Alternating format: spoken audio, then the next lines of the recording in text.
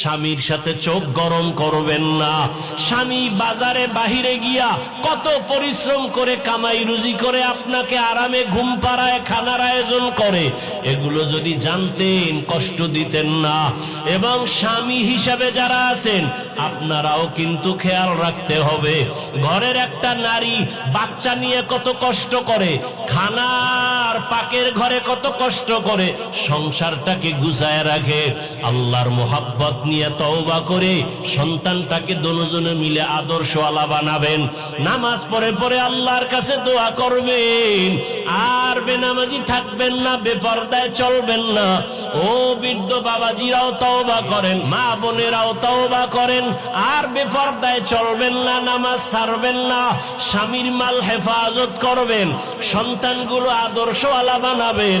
এখানে কত আল্লাহর বান্দা আছেন, মা নাই বাবাও নাই, আমার মায়ার নবীও বড় ইতিম, দুনিয়াতে আসিয়া বাবার চেহারাও দেখতে পারে নাই, 6 বছরে মা হারালেন। আমার নবীও কাঁদেন। আম্মা জান আয়েশা রাদিয়াল্লাহু আনহা বলেন, ইয়া রাসূলুল্লাহ, আপনি মাঝে মাঝে আমার রুমের মধ্যে বসে বসে কান্না করেন কেন? রহমতের নবী বলেন, ও আয়েশা, আমার দুইটা কথা যদি মনে পড়ে আমি চোখের পানি আর রাখতে পারি না। এক, আমার জীবনে দুঃখের সময় আমি দুনিয়াতে আইসা বাবার চেহারা দেখতে পারি নাই, 6 বছরে মা হারাইছি। এক সময় আরবের মানুষ আমার বিরোধিতা করতে করতে আমার রাস্তায় কাটা দিত, সেই সময় আমার একমাত্র আপন ছিল খাদিজা নামের বিবি। ওই খাদিজার কথা মনে পড়লে চোখের পানি ধরে রাখতে পারি না। ও আয়েশা, ওই খাদিজা আমার এত উপকার করত। আমি তায়েফের ময়দানে গেছি কালেমার দাওয়াত নিয়া, তায়েফের বুড়ারা ছোট ছোট বাচ্চাদের বলে দিল, মক্কার একটা পাগল আছে, পাথর মেরে মেরে তাড়ায়া দাও। বাচ্চাগুলো পাথর হাতে নিয়া আমাকে বৃষ্টির মতো যখন মারা শুরু করলো, আমার শরীরে মশা মাছি পড়ে না হারাম, কিন্তু সেই শরীরে পাথর পড়তে পড়তে রক্ত পড়তেছে। আমার শরীরে রক্ত পড়ি আমার পায়ের জুতা পর্যন্ত আটকায়া গেছে। আমার আল্লাহ বরদাস্ত করতে পারেন নাই, জিবরাইলকে পাঠায়া কয়ে যাও তায়েফের জমিনে উল্টাইয়া সব ধ্বংস করে দাও। আমার মায়ার হাবিবের কেউ মারবে আমি সহ্য করতে পারি না, আমার হাবিবের রক্ত সহ্য করতে পারি না, চোখের পানি সহ্য করতে পারি না। জিবরাইল আমিন আসিয়া কয়, ইয়া রাসূলুল্লাহ, আপনি অর্ডার করেন তায়েফের জমিনে উল্টাইয়া সব ধ্বংস করে দেই। নবী বলে, জিবরাইল ভাই, এদের মারবা না, এরা চিনে না আমি মুহাম্মদ কেমন। এরা যদি জানতো আমি বাবা হারাইয়াতি,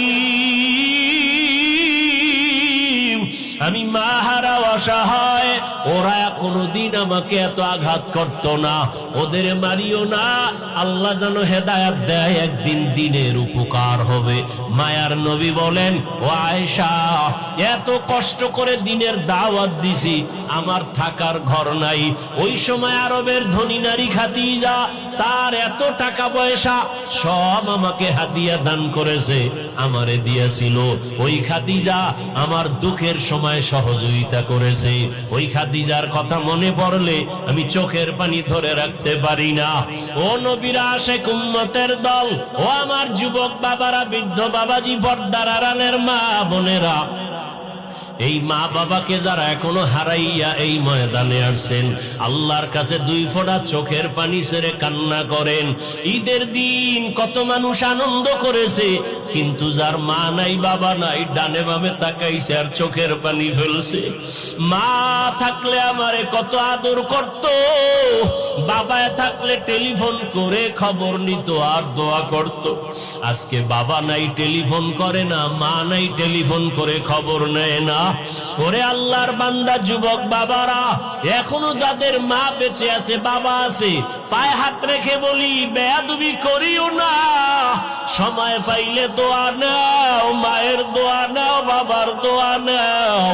ও যুবকেরা, তওবা করো আর আল্লাহকে মনে মনে ডাকো আর বলো, হে মালিক, গুনাহ করিয়া নামাজ ছাড়লাম, কত গুনাহ করলাম, আজকে থেকে তওবা করে নিলাম আর নামাজ ছাড়বো না। তোমার মতো যুবক যদি গাড়ি চালায়, চাকরি করে, ব্যবসা করে, নামাজ পড়ে, তুমি কেন পারবা না? আল্লাহকে বলো, আল্লাহ আর বেনামাজি থাকবো না, বেপরদায় চলবো না, দাড়ি কাটবো না। মা বাবার দোয়া নিয়া, শিক্ষকের দোয়া নিয়া, উলামায়ে কেরামের দোয়া নিয়া নবীজির আদর্শ মেনে চলবো।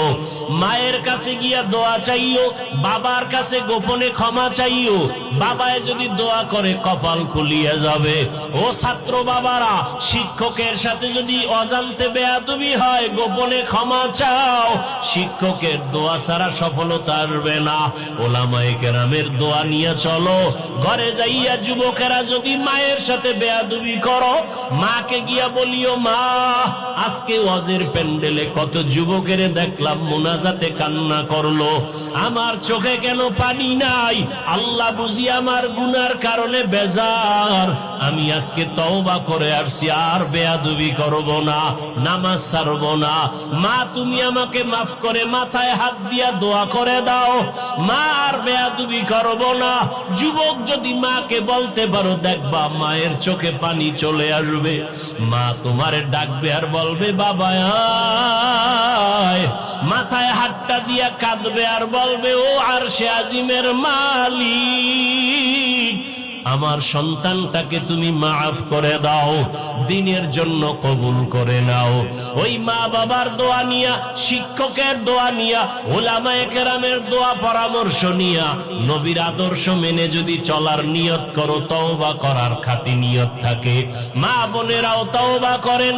আর বেপরদায় চলবেন না, নামাজ ছাড়বেন না, স্বামীর মাল হেফাজত করবেন, সন্তানগুলো আদর্শওয়ালা বানাবেন, স্বামীর সাথে চোখ গরম করবেন না। স্বামী বাজারে বাহিরে গিয়া কত পরিশ্রম করে কামাই রুজি করে আপনাকে আরামে ঘুম পাড়ায়, খানার আয়োজন করে, এগুলো যদি জানতেন কষ্ট দিতেন না।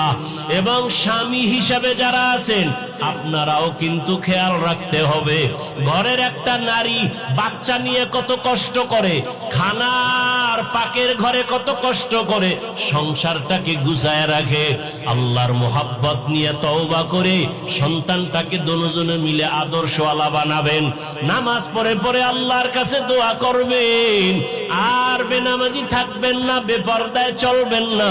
ও বৃদ্ধ বাবাজিরাও তওবা করেন, যুবকেরাও মনে মনে তওবা করো রে বাবা। যদি অন্তর তৈরি থাকে, আর গুনাহ করবা না, আল্লাহর বিরুদ্ধে যাবা না, নবীর তরিকা মেনে চলবা। তওবার নিয়ত যদি থাকে, খাঁটি অন্তরে তওবার নিয়ত যাদের আছে, দুটো হাত আল্লাহকে দেখাইয়া দাও। আয় আল্লাহ, হাতগুলো কবুল করে নেন, তওবা কবুল করে নেন। তওবার উপরে মজবুত হইয়া চলার তৌফিক দান করেন, আমিন।